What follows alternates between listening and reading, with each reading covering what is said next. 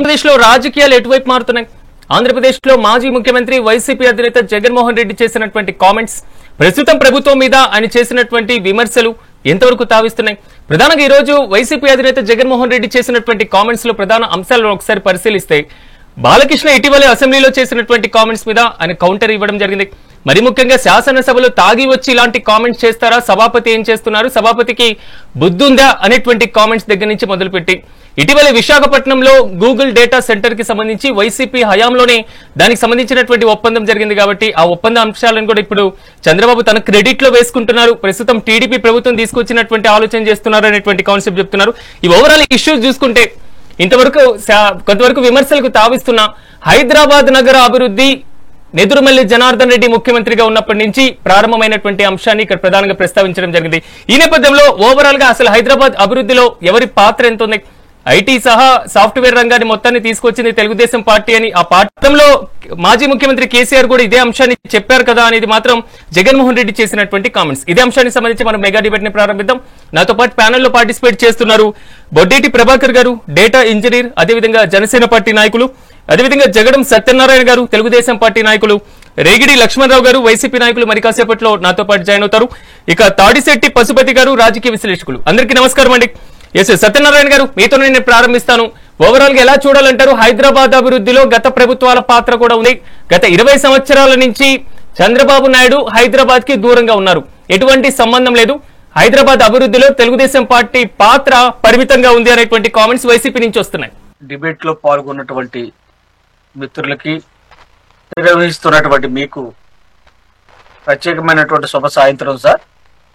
ఈ రోజు జగన్మోహన్ రెడ్డి గారు హాస్యాస్పదమైనటువంటి ప్రెస్ మీట్ ఎందుకు అంటున్నానంటే, ఎక్కువ సీట్లతో జగన్మోహన్ రెడ్డి గారు నెగ్గిస్తే ఆయన ప్యాలెస్ లో కూర్చుని పబ్జీల ముఖ్యమంత్రిగా పేరుగాంచినటువంటి చరిత్ర గల వ్యక్తి ఈ రోజు ప్రెస్ మీట్ పెట్టాడు.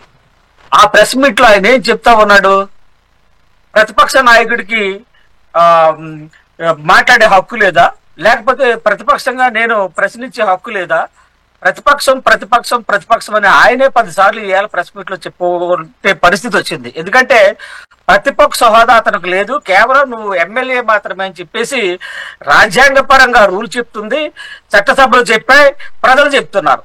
11 సీట్లకే పరిమితం చేసినటువంటి నేను ప్రతిపక్ష నాయకుడిగా మాట్లాడే హక్కు లేదు కదా, హక్కు లేదా నాకు? ప్రతిపక్ష హోదాగా నేను వెళ్తుంటే ఎక్కడా కూడా నాకు పోలీసు యొక్క సెక్యూరిటీ ఇవ్వట్లేదు, ఆ విధంగా చెప్పేసి పోలీసు యొక్క నాకు ఆంక్షలు పెడుతున్నారని చెప్పి జగన్మోహన్ రెడ్డి చెప్తూ ఉంటాడు. పోలీసుల యొక్క సెక్యూరిటీ తగ్గిస్తే అదిగో నాకు పబ్లిసిటీ వస్తే రావడం అనే విషయం మీద ప్రభుత్వం నీళ్లు చల్లుతుంది, నన్ను వెనక్కిలాగే ప్రయత్నం చేస్తూ ఉంది, నాకు అదేంటి పోలీస్ బందోబస్తు ఇవ్వలేదు, నాకు సెక్యూరిటీ ఇవ్వలేదు అని చెప్తున్నాడు. ప్రతిపక్ష హోదా లేనప్పటికీ, ప్రతిపక్ష హోదా ప్రజలు ఇవ్వనప్పటికీ, 11 సీట్లతో మిమ్మల్ని పరిమితం చేసినప్పటికీ మిమ్మల్ని చంద్రబాబు నాయుడు గారు ఏ రోజు కూడా తక్కువ చేసి చూసినటువంటి పరిస్థితి లేదు. ప్రభుత్వం మీకు ఇవ్వాల్సినటువంటి సెక్యూరిటీ మీకు ఇస్తా ఉంది. మీరు కావాలని ఈరోజు ప్రెస్ మీట్ పెట్టుకుని ఏదో భోగాపురాన్ని నేనే డెవలప్ చేశాను, వైజాగ్ డేటా సెంటర్ కి నేనే బీజం పోసాను, హైదరాబాదు జనార్దన్ రెడ్డి టైంలో డెవలప్ అయ్యింది, లేకపోతే మా నాన్నగారి టైంలో డెవలప్ అయ్యింది అని చెప్పుకోవడానికి ప్రయత్నం చేస్తున్నటువంటి జగన్మోహన్ రెడ్డి ఏ విధంగా డెవలప్ అయ్యిందో, హైదరాబాద్ యొక్క పరిస్థితులు ఏంటో, హైదరాబాద్ యొక్క మూలాలేంటో హైదరాబాద్ ప్రజలందరికీ కూడా తెలుసు. కానీ ఈ రోజు మీరు ప్రెస్ మీట్ లో మాట్లాడుతున్నటువంటి విషయాలన్నీ ఆశాస్పదమైనటువంటి విషయాలు ఎందుకు అంటున్నానంటే, ఇలాగే చెప్పుకొస్తున్నారు మీరు. ఎందుకంటే ప్రతిదీ కూడా చంద్రబాబు నియంత, మీరు నియంత. ఎవరిని రానిచ్చారు మీరు? ఏ ఎమ్మెల్యేకి ఎంట్రీ ఇచ్చారు మీరు? ఏ నాయకుడిని కలిసారు మీరు అధికారంలో ఉండగానే? చంద్రబాబు నాయుడు ప్రజలతో మమేకమై తిరుగుతున్నాడు, వయసుకు మించినటువంటి సర్వీసులు చేస్తా ప్రజలకు ఇస్తా ఉన్నాడు.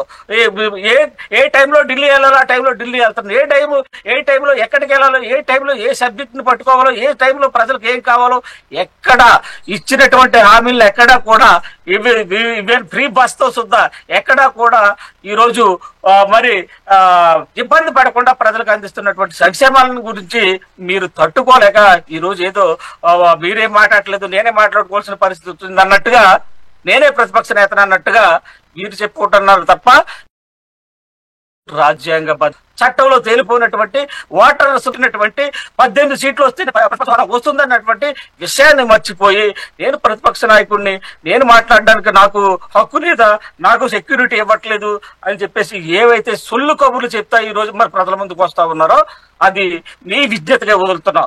మీరు ప్రజలకు చెప్పాల్సింది ఒకటే, నియంతగా. నేను జనసేన వర్షన్ తీసుకొని మీ దగ్గరికి వస్తాను. ఒక్క నిమిషం, మనం డిబేట్ ని కంటిన్యూ చేద్దాం. ఎస్ ప్రభాకర్ గారు నమస్తే అండి. ప్రభాకర్ గారు ఓవరాల్ గా ఎలా చూడాలంటారు? గత ప్రభుత్వ హయాంలో హైదరాబాద్ డెవలప్మెంట్ బాగా తెలంగాణలో జరిగినటువంటి పరిస్థితి కనబడుతుంది. ఎక్కడ కూడా చంద్రబాబు పాత్ర ఇక్కడెక్కడా లేదు, కానీ అన్ని కూడా ఆయన క్రెడిట్ పొందాలి అనేటువంటి ఆలోచన చేస్తున్నారు అనేటువంటి అంశాన్ని ప్రధానంగా ప్రస్తావించారు ప్రభాకర్ గారు. ఎస్ సార్, గుడ్ ఈవినింగ్ అండి. అవునండి, మీ ప్రశ్న నాకు అర్థమైందండి. జగన్మోహన్ రెడ్డి గారు ఈ రోజు మాట్లాడింది కూడా నేను కొద్దిగా చూడడం జరిగింది. దీనిపైన నా స్పందన ఏంటంటే, యాక్చువల్ గా హైదరాబాద్ నేడు పిలవడానికి ఒక కారణం ఒకే ఒక వ్యక్తి అండి. అది మనం కాదన్నా అవునన్నా శ్రీ నారా చంద్రబాబు నాయుడు గారు. ఆయన పాలనలోనే తెలంగాణ భూమిపై ఐటీ విప్లవం మొదలైంది సార్.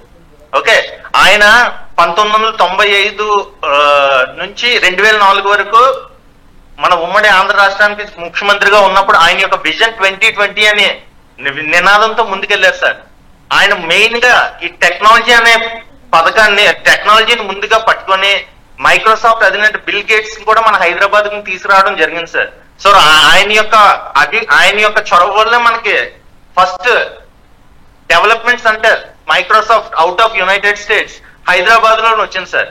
ఈ రావడం వల్ల మనకి మిగిలిన కంపెనీస్ కూడా ఒరాకిల్, గూగుల్, ఐబిఎం లాంటి పెద్ద పెద్ద సంస్థలు కూడా మనకి తెలంగాణలో హైదరాబాద్ లో రావడం జరిగింది సార్. సో దీని అంతటికీ మనం కాదన్నా అవునన్నా ఆయన యొక్క దృక్పథం, ఆయన యొక్క విజనే కారణం సార్. ఆయన హైటెక్ సిటీ, సైబరాబాద్ అనే పదం పుట్టిందే చంద్రబాబు నాయుడు గారి పాలనలో సార్. సో ఐటీ పార్కులు, స్పెషల్ ఎకనామిక్ జోన్స్ కానీ, ఈ సేవలు కానీ, ఈ గవర్నెన్స్ అన్న పదాలు మన చంద్రబాబు నాయుడు కాలంలోనే మనకి అందరికీ అనుభవం అయింది సార్. మీరు చెప్పినట్టు గత ముఖ్యమంత్రులు కూడా ఐటీ విప్లవానికి నాంది పలికితే సార్, మనం ఇదివరకు హైదరాబాద్ వచ్చి ఏం చూసేవాళ్ళం సార్? చార్మినార్ చూసేవాళ్ళం, గోల్కొండ చూసేటోళ్ళమే, బిర్లా మందిర్ చూసేటోళ్ళమే, ఇంకా మ్యూజియం చూసేటోళ్ళం సార్. కానీ వన్స్ హైటెక్ సిటీ అనే భవనం కట్టాకే సార్ మనకి ఐటీ జాబ్స్ హైదరాబాద్ లో పుట్టాక మనకి యువత అంతా హైదరాబాద్ ఆకర్షితులే. ఎన్నో వేల కంపెనీలు, ఎన్నో వందల కంపెనీలు వచ్చి ఎన్నో లక్షల మందికి ఉపాధిగా కలిగించడంలో చంద్రబాబు నాయుడు గారి విజన్, ఆయన యొక్క కృషి ఎవరు కాదనలేని విషయం సార్. గారు ఇక్కడ కనిపిస్తున్నటువంటి ఇష్యూ ఏంటంటే, ఇంత ముందు ఉన్నటువంటి కాంగ్రెస్ ప్రభుత్వ హయాంలోనే దీనికి సంబంధించినటువంటి శంకుస్థాపన జరిగింది. మాజీ ముఖ్యమంత్రి కేసీఆర్ ఇదే అంశాన్ని ప్రధానంగా ప్రస్తావించడం జరిగింది. నెదురుమల్లి జనార్దన్ రెడ్డి ముఖ్యమంత్రిగా ఉన్నప్పుడు సైబర్ టవర్ కి సంబంధించినటువంటి శంకుస్థాపన కార్యక్రమం జరిగింది. కానీ క్రెడిట్ మొత్తం పడుతుంది అంటున్నారు. మీరు అదే కేసీఆర్ గారి తనయుడు శ్రీ కేటీఆర్ గారు ఒక ఐటీ ఎగ్జిబిషన్ సంథింగ్ జైంట్స్ సదస్సులో కూడా చెప్పారు సార్, చంద్రబాబు నాయుడు గారి కృషి వల్లే హైదరాబాద్ ఇంత అభివృద్ధి జరిగింది. ఐటీ అనేది హైదరాబాద్ కృషి, చంద్రబాబు, దీనిలో మేము ఎటువంటి క్రెడిట్ తీసుకోవడానికి మాకు ఎటువంటి అవకాశం లేదు. ఆయన యొక్క చొరవ వల్లే బిల్ గేట్స్ గారు రావడం కానీ, ఆ ఇన్ఫ్రాస్ట్రక్చర్, రోడ్స్, సెక్యూరిటీ అన్ని చంద్రబాబు నాయుడు గారు చేయడం వల్లే ఇది మేము ఆయన క్రెడిట్ తెలుసుకున్నాం అని కూడా కేటీఆర్ గారే చెప్పారు సార్. గత ముఖ్యమంత్రులు మీరు అన్నట్టు శంకుస్థాపన చేయొచ్చు కాక, కానీ ఐటీ విప్లవాన్ని తీసుకొచ్చింది మాత్రం ఆయన యొక్క విజనే సార్, చంద్రబాబు నాయుడు గారే సార్. ఇది మాత్రం ఎవరు కాదనలేని సత్యం అండి. పశుపతి గారు నమస్తే అండి. పశుపతి గారు, ఇప్పుడు మొత్తం ఆంధ్ర రాజకీయాల్లో నడుస్తున్నటువంటి పదం తెలంగాణ రాజధాని హైదరాబాద్ అంశం. తెలంగాణ రాజధాని హైదరాబాద్ లో సైబర్ టవర్ నిర్మించింది ఎవరు? దీనికి సంబంధించినటువంటి హైటెక్ సిటీకి బీజం వేసింది ఎవరు? కాంగ్రెస్ ప్రభుత్వమా, టీడీపీ ప్రభుత్వం? ఓవరాల్ గా ఇష్యూని ఎలా చూడాలంటారు? ఒకటి, మీ మెగా టీవీ వీక్షకులకు, ప్యానెల్ మిత్రులందరికీ గుడ్ ఈవినింగ్. మనము ఉమ్మడి ఆంధ్రప్రదేశ్ గురించి, దేశం గురించి మాట్లాడడం కంటే ఉమ్మడి ఆంధ్రప్రదేశ్ లో ఉన్నప్పటి నుంచి ఒక విజన్ తో ఉన్నారు. అంటే జగన్ గారు అన్నట్టుగా, ఎస్, రాజీవ్ గాంధీ గారిని కూడా నేను అప్రిషియేట్ చేస్తా. ఆయన ఒక టెక్నాలజీ పరంగా ముందుకెళ్లాలనేటువంటి ఒక దూరదృష్టితో ఉన్నటువంటి వ్యక్తి, అందులో సందేహం లేదు. అయితే ప్రధానంగా హైదరాబాద్ అక్కడ ఒక చిన్న క్యాప్షన్ పెట్టారు చంద్రబాబు నాయుడు గారు. ఏంటి? ఎవరికైనా 4 డిజిట్ శాలరీ ఉండాలి, ఎవరికైనా 4 శాలరీ ఉండాలి, ఎవరికైనా 4 బెడ్రూమ్ ఇల్లు ఉండాలి, ఎవరికైనా 4 చక్రాలు సమాంతరంగా నడిచినప్పుడే అభివృద్ధి జరుగుతుంది అనేటువంటి ఒక సంకేతంతో ఉన్నారు. నేను అప్పుడు నేను ఒక జోనల్ మేనేజర్ గా వర్క్ చేస్తున్నా. నేను వేరే కోల్కతాకి వెళ్ళినా, రిసెప్షన్ లో ఉంటాం. అంటే యూఆర్ ఫ్రమ్ విచ్ అంటే విచ్ సెంటర్ అంటే హైదరాబాద్ అన్నాం. అంటే వాళ్ళు ఏమనే వాళ్ళు అంటే, ఓ అక్క హైటెక్ సీఎం కైసా అచ్చా కర్ రేనా, హైటెక్ సీఎం అంటారు. అక్కడ వేరే స్టేట్స్ కి వెళ్తే చంద్రబాబు నాయుడు గారిని హైటెక్ సీఎం అంటారు. అంటే ఆ కాన్సెప్ట్ నువ్వు కొంచెం బలంగా ఆ యువతరానికి కొంచెం అందించే విధంగా ఎంప్లాయ్మెంట్ దానికి తద్వారా అన్ని ఆల్ డైమెన్షన్స్ లో కూడా, అంటే రెంటల్ వాల్యూ కావచ్చు, ల్యాండ్ వాల్యూ కావచ్చు, కరెన్సీ వాల్యూ కావచ్చు, గోల్డ్ కావచ్చు, ఇవన్నీ ఇంటర్లింక్ అయిపోతుంటాయి. కాబట్టి అప్పటి నుండే అభివృద్ధికి లక్షల రూపాయలు చిన్న చిన్న వయసులో ఉన్నటువంటి పిల్లలు, ఒక తండ్రి రిటైర్డ్ అయిపోతే 25,000 రూపాయల శాలరీ రానోడు కూడా 25 సంవత్సరాలు రాకముందుకే వాడు 25,000 రూపాయలతోనే 50,000 రూపాయల శాలరీతోనో చూసినటువంటి సందర్భం మనందరికీ తెలుసు. అయితే వాళ్ళ అక్కడ ఒక జంగల్ వాతావరణం వాస్తవానికి. ఇప్పుడు హైటెక్ సిటీ సెంటర్ ఒక 20 years back, 25 years back, it's in completely different hills అని ఉంటాయి. అక్కడ మాదాపూర్ పోలీస్ స్టేషన్ కు ఫ్రీ ల్యాండ్ ఇచ్చారు, కావూరి హిల్స్. అంటే కావూరి వాళ్ళు నాకు ఒక ఉద్యోగరీత్యా పరిచయం అయినప్పుడు, ఆ పోలీస్ స్టేషన్ కు మీరు ఫ్రీగా జాగా ఇస్తే మీకు కొంచెం ఇక్కడ ప్రొటెక్షన్ ఉంటుంది అంటే, వాళ్ళు కూడా ఏం చేశారు, అక్కడ ల్యాండ్స్ అని పెట్టుకొని, ఓకే మాకు కూడా పోలీస్ స్టేషన్ వస్తుంది అంటే మేము కూడా ఇస్తే మాకు కూడా కొంచెం సేఫ్టీ ఉంటుంది అనేటువంటి వాతావరణంలో ఉన్నటువంటి హైటెక్ సిటీ ప్రాంతం. అయితే ఉమ్మడి ఆంధ్రప్రదేశ్ లో ఉన్నటువంటి ఉద్యోగులు కావచ్చు, నిరుద్యోగులు కావచ్చు, పెట్టుబడిదారులు కావచ్చు, హైదరాబాద్ లో ఉన్నటువంటి వాళ్ళు కావచ్చు, అప్పట్లో ఉమ్మడి ఆంధ్రప్రదేశ్ లో సత్యం కంప్యూటర్స్, మనందరికీ కంప్యూటర్స్ అంటే ఏంటి, సత్యం కంప్యూటర్స్ అనే వైపు అవేర్నెస్ ఉంది. మరి సత్యం కంప్యూటర్ ఇవాళ బిగ్ జీరో అవ్వడానికి చాలా మందికి, మేధావులకు, ఉన్నత వర్గాలకు, ప్రధానంగా సాఫ్ట్వేర్ కంపెనీ ఎంప్లాయీస్ కు దాన్ని ఎవరు జీరో చేశారు, ఎందుకు జీరో అయింది, సత్యం కంప్యూటర్స్ వాళ్ళు రామలింగరాజు గారు ఉన్నప్పుడు బిల్ క్లింటన్ గారిని హైదరాబాద్ తీసుకొచ్చి, అంటే సందర్భం గురించి ఇప్పుడు నేను చనిపోయిన వాళ్ళ గురించో అధికారంలో లేని వాళ్ళ గురించో మాట్లాడలేను. ఓవరాల్ గా ఏం చెప్తున్నానంటే, చంద్రబాబు నాయుడు గారు 2020 విజన్ అనేది ఏదైతే ఉందో, ఆ 2020 విజన్ అనేది తప్పకుండా ఐటీ అనేది బాగుండాలి, ఐటీకి ఎంకరేజ్ చేయాలి అనేటువంటి విషయంలో చాలా ప్రస్ఫుటంగా ఉన్నాడు. ఆయన దానికి సానుకూలంగా ఆయన నిర్ణయాలు కూడా తీసుకున్నాడు. అదేవిధంగా ఇప్పుడు జగన్ గారు అన్నారు, జగన్ గారు ఏమంటున్నారు, నేను గూగుల్ డేటా సెంటర్ నేనే ప్రారంభించిన అనొచ్చు. ఎస్, ప్రారంభించిన ఇనిషియేటివ్ తీసుకున్నట్టే ఇది నేను నైతిక బాధ్యత. అది ఒక ముఖ్యమంత్రిగా చంద్రబాబు నాయుడు గారు కావచ్చు, లేకపోతే రేవంత్ రెడ్డి గారు కావచ్చు, లేకపోతే ఇంకా జగన్మోహన్ గారు కావచ్చు, ఎవరైనా కావచ్చు. ఇప్పుడు ఆ రోజుల్లో వైఎస్ రాజశేఖర రెడ్డి గారు ఉన్నటువంటి హైదరాబాద్ విషయానికి వస్తే, వైఎస్ రాజశేఖర రెడ్డి గారు ఉన్నప్పుడు మెట్రో ప్రారంభోత్సవం శంకుస్థాపన జరిగింది, వర్క్ జరిగింది. కానీ యాక్టివిటీ రియల్ యూజర్షిప్ వచ్చేసరికి వైఎస్ అంటే ఫలాలు మేమేదో చేశామని చెప్పుకోవడం కంటే, అది ఎవరున్నా ఆ స్థాయిలో ఉన్నప్పుడు కంపల్సరీ ఇవాళ చంద్రబాబు నాయుడు గారే దానికి శంకుస్థాపన చేస్తాడు, దాన్ని చిల్లపలకం వేస్తాడు. అమరావతి ఉందనుకోండి, అమరావతి చంద్రబాబు నాయుడు గారు ఇనిషియేటివ్ తీసుకున్నా ఒకేలా అది పూర్తి చేస్తే, అమరావతి వైఎస్ జగన్మోహన్ రెడ్డి గారి హయాంలో కనుక జరిగితే, ఆ inaugurated by CM honourable CM Jaganmohan Reddy అయినా ఉంటాయి కదా ఎగ్జాంపుల్.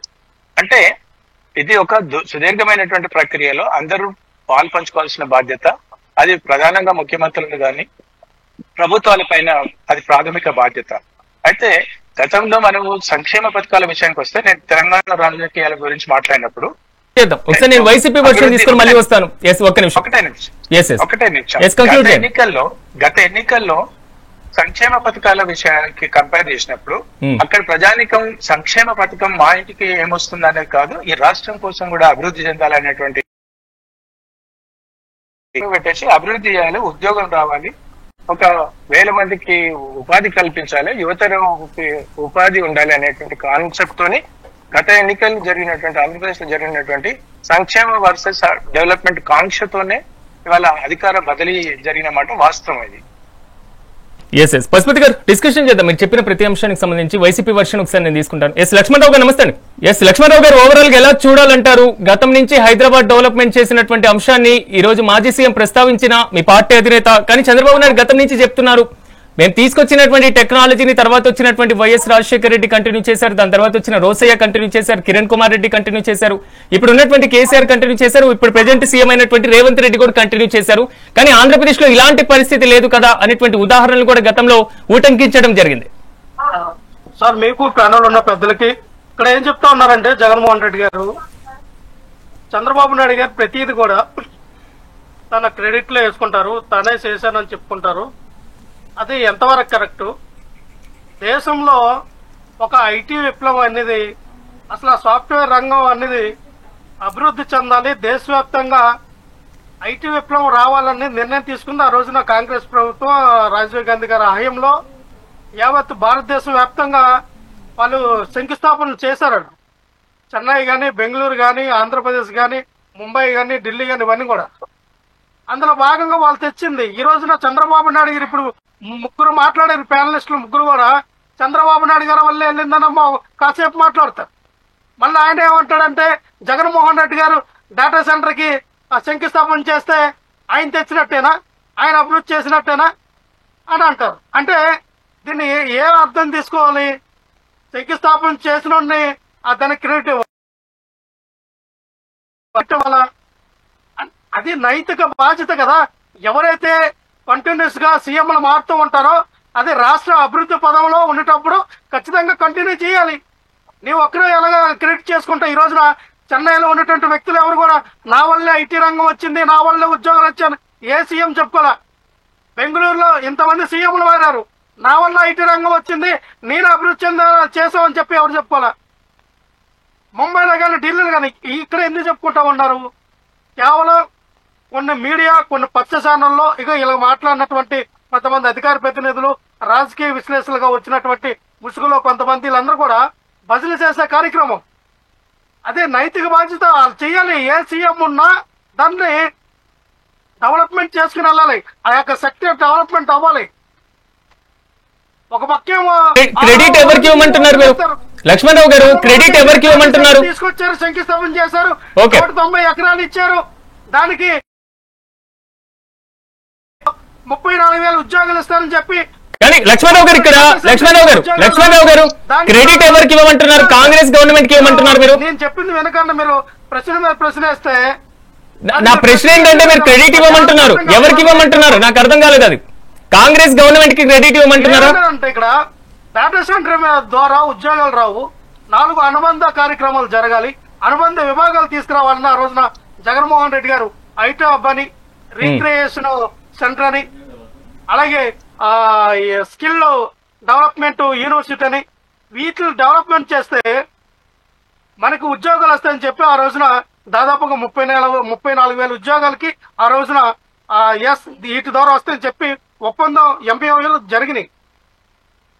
దానికి శంకుస్థాపన జరిగి ఇప్పుడు 6 సంవత్సరాలు అవుతా ఉంది. వాళ్ళకి భూమి ఇచ్చి 190 ఎకరాలు ఇచ్చి ఇంతవరకు ఒక ఇటుక పెట్ట కూడా ఇలా. ఇప్పుడు వాళ్ళే పేరు మార్చి అటు మార్చి ఇటు మార్చి ఎయిర్టెల్, వాళ్ళు, గూగుల్ అందరూ కలిపి మళ్ళీ డేటా సెంటర్, దానికి ఒక 500 ఎకరాలు ఇవ్వాలి, దానికి 22,000 కోట్ల రూపాయలు ప్రభుత్వాన్ని ఇచ్చి ప్రోత్సాహకాలు ఇవ్వాలి. కేవలం 200 ఉద్యోగాలు, 200 ఉద్యోగాలకి 22,000 కోట్ల రూపాయలు ప్రభుత్వం నుంచి ఎందుకు ఇవ్వాలి? ఎందుకు మనం ట్రాన్స్మిషన్ ద్వారా 4,000 కోట్లు ఇవ్వాలి? ఎందుకు మనం కరెంటు, ఓన్లీ కరెంటు టారిఫ్ ద్వారా 1,000 కోట్ల రూపాయలు ఒక సంవత్సరానికి ఎందుకు ఇవ్వాలి? ఇవన్నీ ప్రజల మీద భారం కదా? భారం కదా అని అడుగుతా ఉన్నా. ప్రపంచ దేశంలో ఎక్కడ కూడా గూగుల్ వాళ్ళు వెతికి వాళ్ళ స్థలం వాళ్ళకి కావాలంటే ఎవరు ఇవ్వలా, ఎవరికి లైన్ దొరకలేదు. సింగపూర్ లో పెట్టాలనుకున్నారు, ఆస్ట్రేలియాలో పెట్టాలనుకున్నారు, ఈవెన్ అమెరికాలో వర్జీనియాలో కూడా పెట్టాలనుకున్నారు. వర్జీనియాలో వాళ్ళు వ్యతిరేకిస్తే ఇక్కడ తీసుకొచ్చారు. ఓకే, మంచిది, తీసుకొచ్చారు. ఎందుకు తీసుకొచ్చారు ఇక్కడికి, విశాఖపట్నానికి? అక్కడ సీ ఉంది, సముద్రం ఉంది, సముద్ర మార్గంలో కేబుల్ వేయడానికి, లక్షల కిలోమీటర్లు వేయడానికి అనువుగా ఉంది కాబట్టి. అమరావతిలో ఎందుకు తేలాపోయారు? అమరావతిలో ఎందుకు పెట్టలేదు? అమరావతి ఏ పెట్టుబడి పెట్టడానికి కూడా పనికిరాదు కాబట్టి. ఏ కంపెనీ కూడా అమరావతిలో ఎందుకు శంకుస్థాపన చేయట్లా? ఏ కంపెనీ వాడు కూడా అమరావతిలో ఎందుకు పెట్టట్లా? తెస్తామంటున్నారు కదా, క్వాంటమ్ వ్యాలీ అమరావతికి తీసుకొస్తామంటున్నారు కదా. లేదు, విశాఖపట్నం డెవలప్మెంట్ అవసరం లేదు, విశాఖపట్నం రాజధానిగా ఉండవసరం లేదు, విశాఖపట్నం పనికిరాదని మాట్లాడిన ఈ పెద్ద మనుషులందరూ కూడా విశాఖపట్నం ఎందుకు చూస్ చేసుకున్నారు? ఇప్పుడు జగన్మోహన్ రెడ్డి గారు ముందు చూపుతో చెప్పారు కదా. లక్ష్మణరావు గారు, నా ప్రశ్న ఏంటంటే మీరు హైదరాబాద్ అంశాన్ని కూడా ప్రస్తావించారు కాబట్టి హైదరాబాద్ డెవలప్మెంట్ కి సంబంధించినటువంటి క్రెడిట్ ఏ పార్టీకి ఇవ్వాలంటారు? మీ ప్రశ్న మాకు వినబడట్లేదు సార్. లక్ష్మణరావు గారు, నా వాయిస్ ఇప్పుడు వినిపిస్తుందా? మాకు వినబడట్లా. నా వాయిస్ ఇప్పుడు వినిపిస్తుందా? హైదరాబాద్ గురించి, హైదరాబాద్ డెవలప్మెంట్ గురించి, లేదా ఐటీ టెక్నాలజీ, లేదా అక్కడ కట్టినటువంటి airport, ring road. Okay Lakshmanarao గారు, నేను మళ్ళీ వస్తాను మీ దగ్గరికి. ఒకసారి తెలుగుదేశం పార్టీ వర్షన్ తీసుకొని. సత్యనారాయణ గారు, ఒక్క నిమిషం సార్. ఓకే ఒక్క నిమిషం సార్. లక్ష్మణరావు గారు, నేను మళ్ళీ వస్తాను. కొంతవరకు టెక్నికల్ ప్రాబ్లం ఉంది మీ దగ్గర, నేను మళ్ళీ వస్తాను. ఒక్క నిమిషం ఉన్నాడు. సత్యనారాయణ గారు, మద్యం వాటాలలో కొంతవరకు తేడాలు రావడం వల్లే ఈ రోజు ఉన్నటువంటి అంశం మొత్తం బయటపడింది అనేటువంటి కామెంట్స్ కూడా చేశారు. ఎందుకు తెలుగుదేశం పార్టీలో ఎక్కడ వాటాల్లో తేడా వచ్చింది? ఎవరు తీసుకొచ్చారు, ఎవరు ప్రారంభించారు, ఎవరున్నప్పుడు అవి ప్రారంభమైంది? రాజశేఖర రెడ్డి గారు ఉన్నప్పుడు. మెట్రో రాజశేఖర రెడ్డి గారు ఉన్నప్పుడు ప్రారంభమైంది. ఇప్పుడు అది నడుస్తూ ఉంది రన్నింగ్ లో. సీఎంలు మారుతూ ఉంటారండి, సీఎంలు మారుతారు, దాన్ని కంటిన్యూస్ చేస్తారు. ఏదైనా ఒక కంపెనీ కానీ లేదా ఒక డెవలప్మెంట్ సెక్టర్ కానీ వచ్చినప్పుడు ఆయా గవర్నమెంట్ బాధ్యత అది. అదే లక్ష్మణరావు గారు, లక్ష్మణరావు గారు ఒక్క నిమిషం. లక్ష్మణరావు గారు ఒక్క నిమిషం.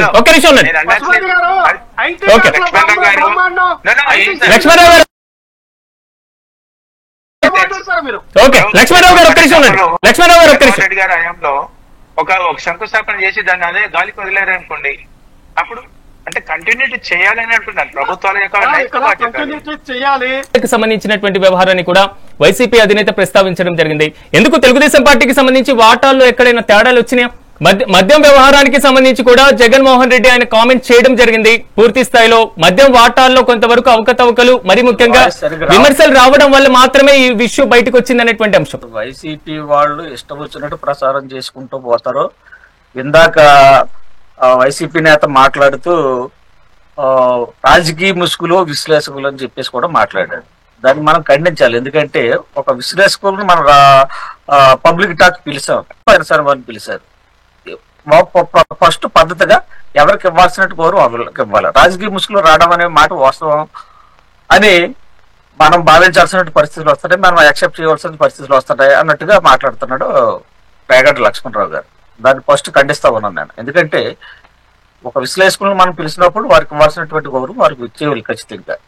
రాజకీయ ముసుగు వాళ్ళకి అంటగట్టకూడదు. మనం మీరేమన్నా ఉంటే మీ పార్టీ తరపు నుంచి మీరు మాట్లాడండి, నేనేమన్నా ఉంటే నా పార్టీ తరపు నుంచి నా ప్రభుత్వ పరిపాలన మేము ఉన్నాం కాబట్టి ఆ సంబంధించిన సబ్జెక్టు మేము మాట్లాడతాం. ఫస్ట్ అది నేర్చుకోండి. తర్వాత పదే పదే డేటా సెంటర్ కి మేమే శంకుస్థాపన చేశామని చెప్పుకొచ్చినటువంటి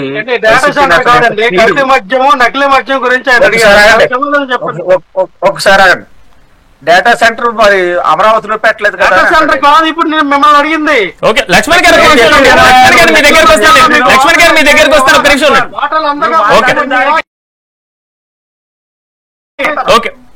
సత్యనారాయణ గారు మాట్లాడారు కదా, అమరావతిలో మీరెందుకు శంకుస్థాపన లేదంటే మీరెందుకు చేయలేదు అమరావతిలో? మరి మీరు రాజధాని విశాఖపట్నం పట్టుకెళ్తున్నారు కదా, ఎందుకు పట్టుకెళ్ళలేదు? ఎందుకు కాలేపని చెప్పేసి చేశారు? మూడు ముక్కల భాగతాన్ని ఎందుకు తెర మీదకి తీసుకొచ్చి ఆవాస్ పోలేరు మీరు? అవన్నీ గుర్తుంచుకోండి. ఇంకా అదే పదే చెప్పి అమరావతిలో మీరెందుకు చేయలేదంటే మా నాయకుడి యొక్క కాన్సెప్ట్ 3 ప్రాంతాలు అభివృద్ధి చెందాలనే ఉద్దేశంతో కూటమి ప్రభుత్వం పనిచేస్తా ఉంది. ఆ దిశగా డేటా సెంటర్ ని మళ్ళీ మేము అక్కడ 3 ప్రాంతాలు అభివృద్ధి చెందాలనే కదండి. మేము కూడా 3 ప్రాంతాలు అభివృద్ధి చెందాలనే 3 రాజధానులు. లక్ష్మణరావు గారు సిగ్గులేదు, మీకు సిగ్గులేదు, నాకు అర్థం కావట్లా.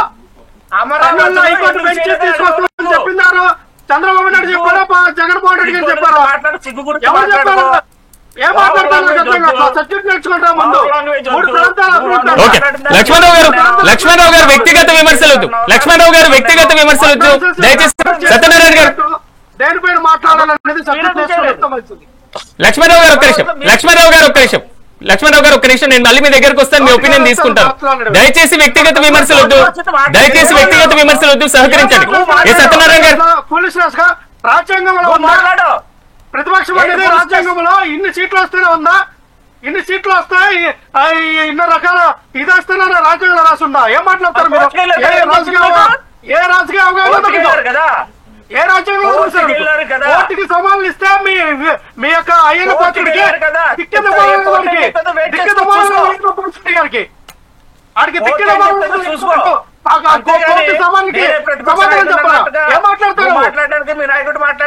అయ్యన్న పాత్రుడికి సిక్కిలేదు, ఇంతవరకు సవాళ్ళకి జవాబు చెప్పలా. ఏం మాట్లాడతావు నువ్వు? ఏం తెలుసు సబ్జెక్ట్ మాట్లాడతావు నువ్వు? నువ్వేం మాట్లాడుతున్నావు? ఒక సబ్జెక్ట్ ఇస్తే ఆ సబ్జెక్ట్ మాట్లాడు. నీకేం నోటుకు వచ్చినట్టు మాట్లాడింది నువ్వు. మాట్లాడితే శానిటీ ఉంటుంది, మీరు మాట్లాడితే సబ్జెక్ట్ మాట్లాడతావు, సోది మాట్లాడవు. మేము మాట్లాడేది అసలు మాట్లాడవు. మేము మాట్లాడేది సోది మాట్లాడేది నువ్వే. సోది తెచ్చావు. సోది కాదండి. మనం ఏం చెప్తున్నాం, మనం ఏం చెప్పాలి ప్రజలు చూస్తారు. ఒక అధికార ప్రతినిధిగా వచ్చే మాట్లాడుతున్నావు అని చెప్పి ఏం చెప్తున్నావు? నువ్వు రాగానే విశ్లేషకుడి మీద పడ్డావు. విశ్లేషకుడిని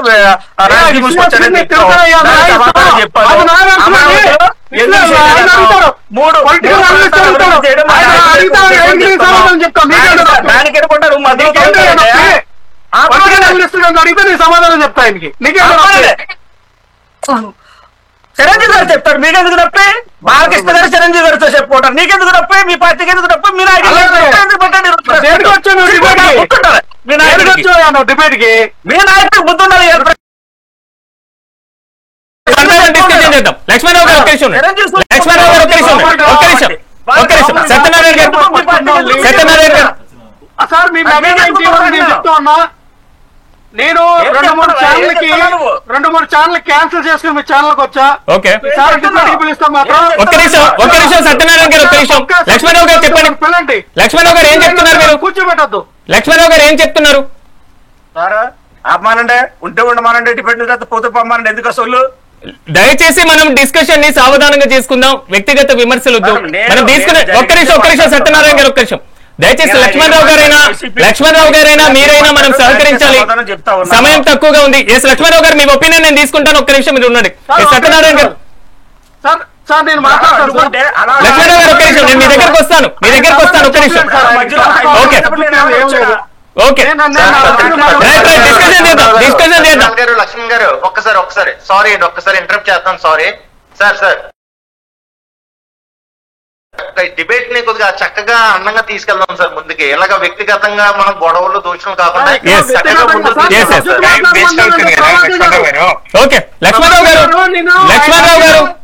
గారు మీ దగ్గర నేను వస్తాను. వారి ఒపీనియన్ తీసుకొని మీ దగ్గరకు వస్తాను. వారి మీద అబ్జెక్షన్ ఉంటే మీరు లేవనెత్తండి. దయచేసి సహకరించండి. సత్యనారాయణ గారు కంక్లూడ్ చేయండి. సత్యనారాయణ గారు, అయినా మనకి గంట టైం అండి. అందులో ఒక్కొక్కరికి లక్ష్మణరావు గారు నేను సత్యనారాయణ గారిని ప్రశ్న అడిగాను. నేను సమాధానం తీసుకుంటాను. ప్యానెల్లో ఉన్నటువంటి మిగిలిన మెంబర్స్ అభిప్రాయం తీసుకుంటాను. మీ దగ్గర కూడా వస్తాను. దయచేసి వ్యక్తిగత అభిప్రాయాలు వద్దు. ఎస్ సత్యనారాయణ గారు, మనం టీవీలో ప్రభాకర్ గారు, భూము జూము లూము, ఓకే ప్రెసిడెంట్ మెడలో, గవర్నర్ మెడలో అందరికీ కూడా తెలుసు. సబ్జెక్ట్ నేర్చుకోమని చెప్పా. లక్ష్మణరావు గారు,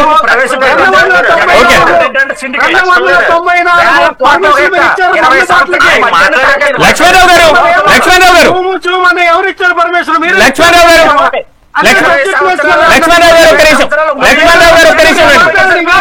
ఓకే లక్ష్మణరావు గారు ఒక్క నిమిషం.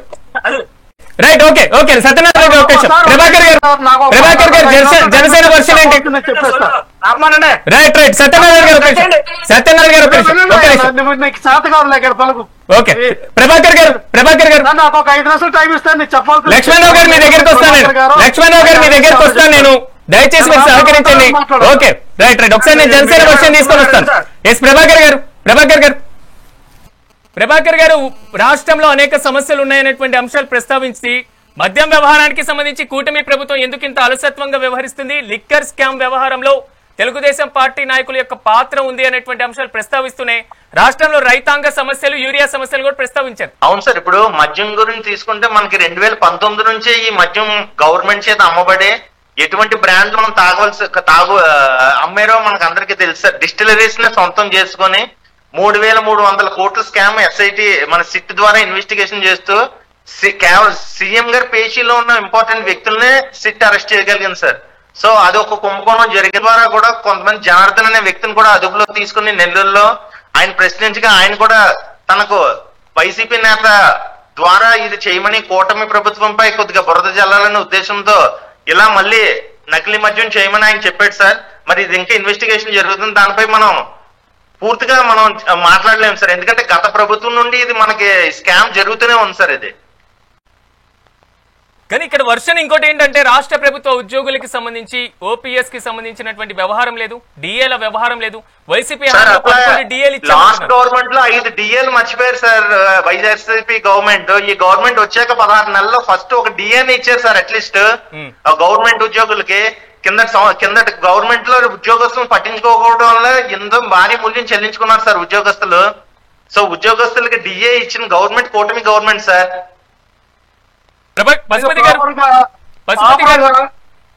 సబ్జెక్ట్ నేర్చుకుని రండి చెప్తాను. అందుకని ఒక్క నిమిషం లక్ష్మణ్ గారు, పశుపతి గారిలో వైసీపీ అధినేత జగన్మోహన్ రెడ్డి చేసినటువంటి కామెంట్స్ ని ఎలా చూడాలంటారు? ఒకటి ప్రధానంగా గతంలో పక్క రాష్ట్రాలు కానీ దేశంలో ఏ రాష్ట్రాలు తీసుకున్నా కూడా ప్రభుత్వంలో ఉన్నప్పుడు ఒక తీరు మాట్లాడతారు, ప్రతిపక్షం రాగానే ఇంకో రకమైనటువంటి భాష మారుస్తుంటారు. ప్రధానంగా దాన్ని నేను ముందుకు వెళ్ళడానికి ముందు లక్ష్మణ్ రావు గారు, నేను ఎన్నో డిబేట్స్ లలో మన ఇద్దరం కలిసి ఉన్నాము, వేరే వేరే డిబేట్స్ లలో ఉంటాను. నేను ఏ పార్టీకి సంబంధించినటువంటి వ్యక్తిని కాదు. మీరు అనడం ఇవాళ నేను పూర్తిగా మీ మాటల్ని ఖండిస్తున్నాను. నాకు ఏ పార్టీతోనే సంబంధం లేదు. ఏ పార్టీని నేను తప్పు చేస్తే నిర్మోహమాటంగా విమర్శిస్తాను, అప్రిషియేట్ కూడా చేస్తాను. రెండు వైపులు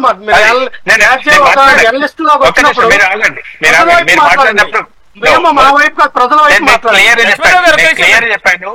ఒక ప్రభుత్వాలది కానీ ముఖ్యమంత్రులు కానీ ప్రభుత్వాలు మారినా కూడా వాళ్ళ యొక్క నైతిక బాధ్యత, వాళ్ళ యొక్క ప్రాథమిక బాధ్యత అని చెప్పాను. అది నేను అనలే కదా. మీరు రివ్యూ చేసుకోవాలి. రాజీవ్ గాంధీ గారు చేసినటువంటి సందర్భంలో కూడా నేను స్టార్టింగ్ లో చెప్పాను కదా. అవన్నీ మీరు వన్ సైడ్ గా మనం హైజాక్ చేద్దామని అంటే కాదు సోదరా. మీరు పార్టీలలో మీరు మాట్లాడుకోవచ్చు, నేను మాట్లాడలేను కదా అట్లా. సరే, ఓకే. అయితే ప్రధానంగా ప్రభుత్వ ఉద్యోగాలు ఇవాళ ఎన్నో రకాల ఇబ్బందులు ఉన్నటువంటి పరిస్థితిలో గతంలో అంటే మద్యం విషయం గురించి మాట్లాడినప్పుడు ఒక చర్చ జరుగుతుంది. ఎందుకంటే గత ప్రభుత్వం వైఎస్ఆర్సీపీ ప్రభుత్వం అధికారంలో ఉన్నప్పుడు రాష్ట్ర ఆదాయం కోసము వాళ్ళే స్వయంగా ప్రభుత్వాలు నడిపించి ప్రభుత్వ ఉద్యోగుల్ని కూడా మనం మందు అమ్మించే స్థాయికి వచ్చాము అనేటువంటి ఎన్నో విమర్శలు వచ్చినాయి. ఎందుకంటే మద్యం అమ్మాలి అంటే కొన్ని నియమ నిబంధనలు ఉంటాయి, కొన్ని డిఫరెంట్ పీపుల్ ని తీసుకొచ్చేసి మా మద్యం షాపులలో పెట్టి అమ్మించిన సందర్భాలు మరి మిత్రుడు మర్చిపోదు, ఎవరు కూడా మర్చిపోదు. అంటే విద్య, ఉద్యోగం, వైద్యం అనేది ఒక ప్రధానమైనటువంటిది బాధ్యత ఉంటుంది, ఎటువంటి ప్రాథమిక గౌరవం ఉంటుంది సమాజంలో.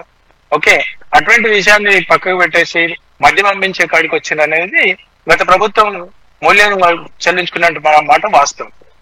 అయితే పక్క రాష్ట్రాలు కానీ ఈ రాష్ట్రాలు కానీ రాష్ట్ర ఆర్థిక పరిస్థితిని దృష్టిలో పెట్టుకొని ఉన్నదంటూ వాళ్ళు కొంచెం అప్గ్రేడ్ చేసుకుంటారు. అయితే గత ప్రభుత్వంలో కూడా డిఎల్ బాకీ ఉన్నమాట వాస్తవం.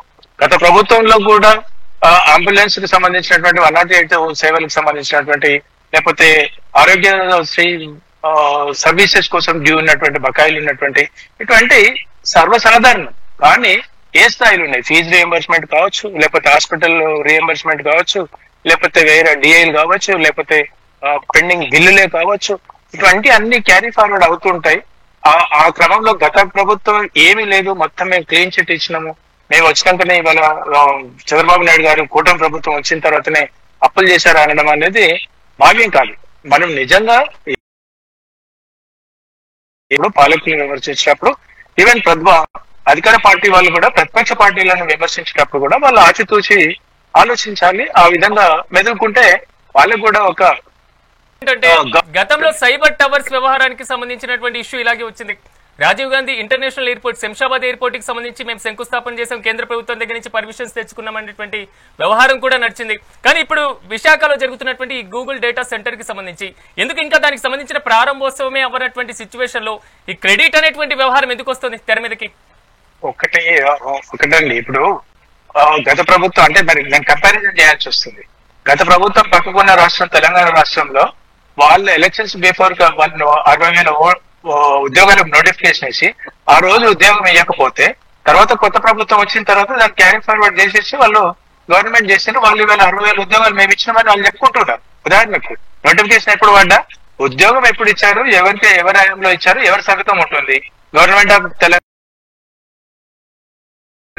అదే విధంగా ఇవాళ చంద్రబాబు నాయుడు గారు ఉంటే గత ప్రభుత్వాలు ఏమున్నా, లేకపోతే అంతకుముందు చంద్రబాబు నాయుడు గారు శంకుస్థాపన చేసిన తర్వాత జగన్మోహన్ రెడ్డి గారు కూడా ఇనాగరేట్ చేసినటువంటి సందర్భాలు ఉండొచ్చు, కొనసాగించినటువంటి సంక్షేమ పథకాలు ఉండొచ్చు, ఏమైనా ఉండొచ్చు. కానీ ఇది మేమే చేసినాం, మేము ఆయన ఏం చేయలేదు అని అంటే ఇనాగరేట్ ఎవరు చేసినారో వాళ్ళు అడ్వర్టైజ్ చేసుకుంటారు. అది పాలక ప్రభుత్వాలు ప్రజాస్వామ్యంలో వాళ్ళు మాట్లాడుకుంటారు, ఆ వేదికల పైన ఉపయోగించుకుంటారు, తప్పు లేదు అంటున్నాను నేను.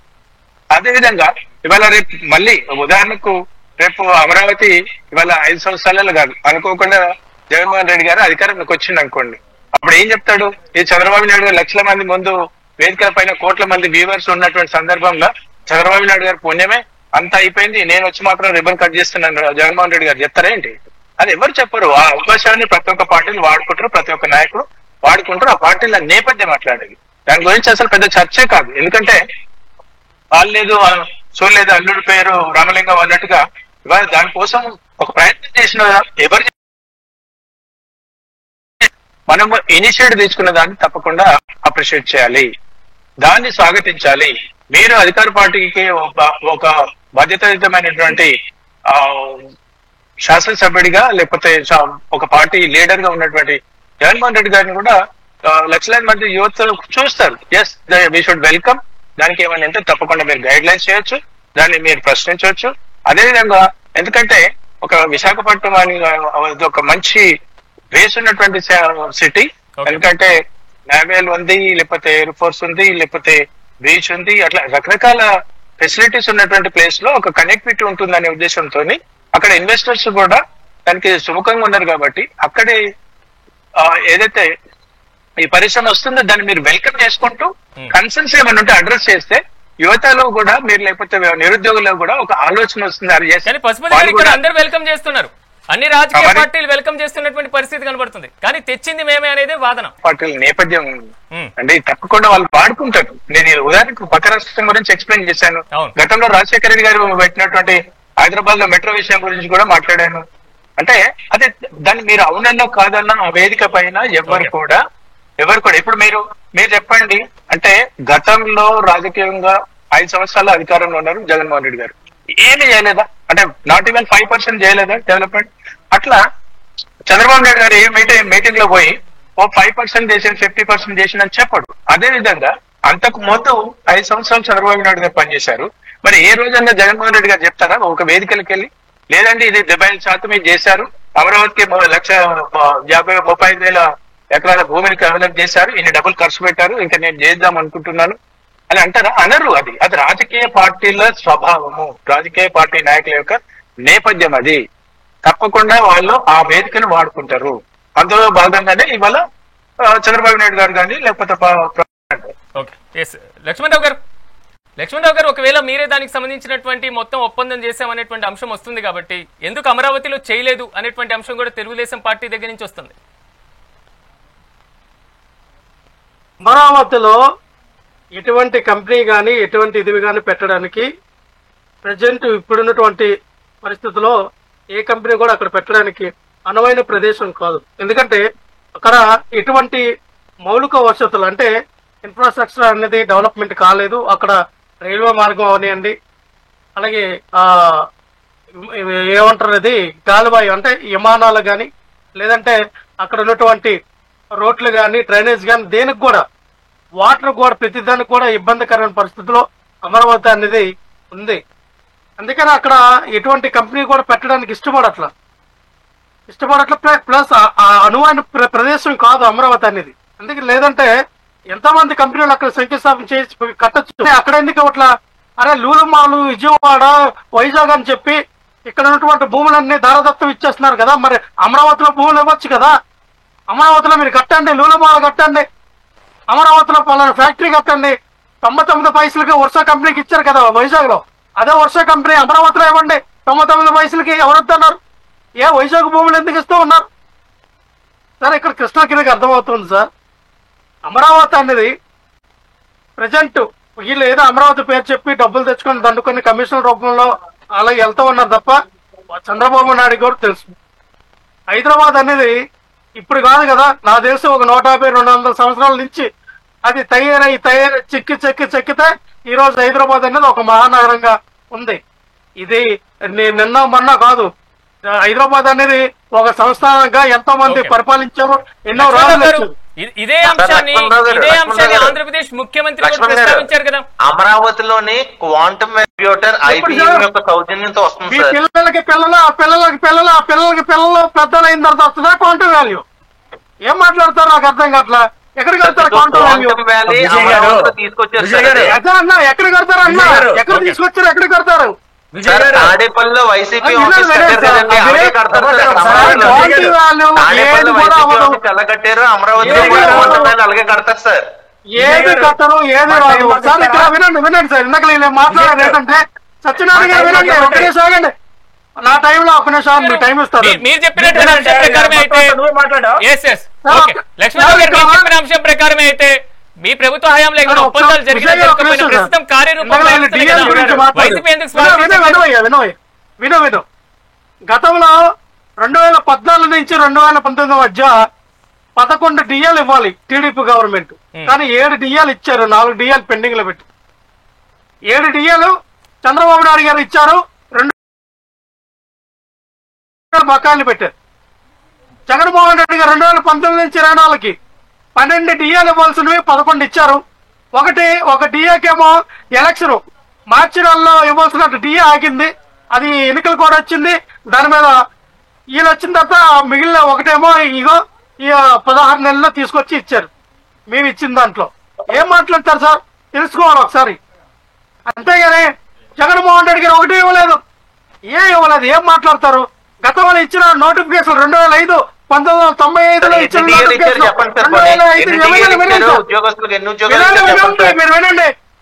2005లో ఇచ్చిన నోటిఫికేషన్ డిఎస్సీ అన్ని కూడా 25,000 ఉద్యోగాలు మేము ఇచ్చాం. ఎవరంటే నోటిఫికేషన్, కానీ ఉద్యోగాలు భర్తీ చేసింది మేము కదా. ఈ రోజున జగన్మోహన్ రెడ్డి గారు 7,500 ఎలక్షన్ టైంలో వినండి సార్, లెఫ్ట్ అవుతా ఇంకెందుకు ఒక్క విషయం చెప్పండి. తెలియదు మన ఒక్క ఉద్యోగం ఇచ్చారు సార్. కళ్ళు తెరుచుకుని చూస్తే కనబడుతుంది. 25,000 ఉద్యోగాలు మేము మెగా డిఎస్సీ చెప్తా ఉన్నాను కదా. సంవత్సరాలు కూడా 95లో ఇచ్చింది, 2005లో ఇచ్చినవి, మన 2002లో ఇచ్చినవి అవన్నీ కూడా డిఎస్సీ ఉద్యోగం. మీరు అంటే మీకు మేము అదే అన్నా సబ్జెక్ట్ నేర్చుకోండి రండి. సబ్జెక్ట్ లేని వాళ్ళతో మాట్లాడారు.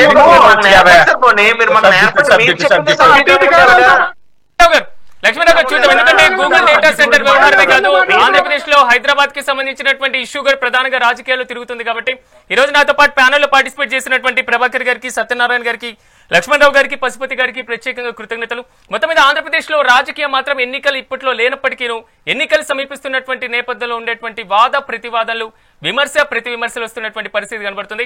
విశాఖ గూగుల్ సెంటర్ కి సంబంధించినటువంటి దాన్ని తెచ్చింది మేమే అని మాత్రం ఒకవైపు కూటమి ప్రభుత్వం, మరోవైపు వైసీపీ